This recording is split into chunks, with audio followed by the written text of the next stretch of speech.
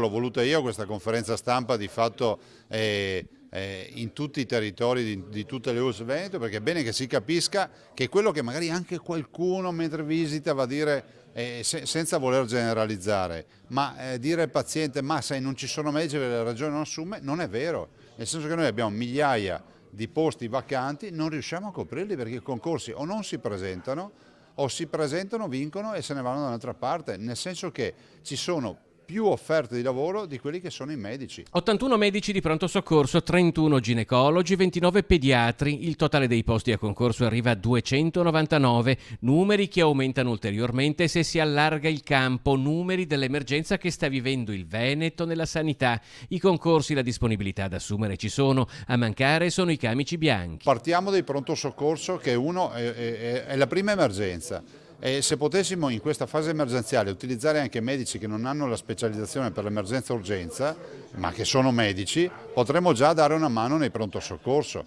Pensare che tutti quelli che vanno in pensione, poi c'è sempre qualcuno che fa polemiche, io non sono per far lavorare quelli in pensione, però dico se mancano medici, penso che ci sono molti medici che vanno in pensione con le lacrime agli occhi perché sono nel culmine della loro attività, sono dei grandi professionisti, magari dei grandi chirurghi, dei grandi operatori e sono costretti a 65 anni ad andare in pensione. Non ci vedo nulla di tragico che davanti a un grande chirurgo che trapianta cuori a 65 anni magari gli dici restami un anno in più, 2 anni in più e fai un po' di attività di formazione con dei giovani. Se venisse recepita la richiesta di autonomia del Veneto in ambito sanitario, inoltre, potrebbe essere la Regione stessa ad impegnarsi in quelle che al momento sono proposte sul tavolo della conferenza Stato-Regioni. E poi il tema della scuola di specialità che deve essere aperta con più numeri ed infine, io continuo a dirlo, eliminare il numero chiuso. Eliminare il numero chiuso. Non possiamo selezionare il futuro chirurgo facendo un test d'ammissione, perché il futuro chirurgo ha genialità, creatività, ma soprattutto manualità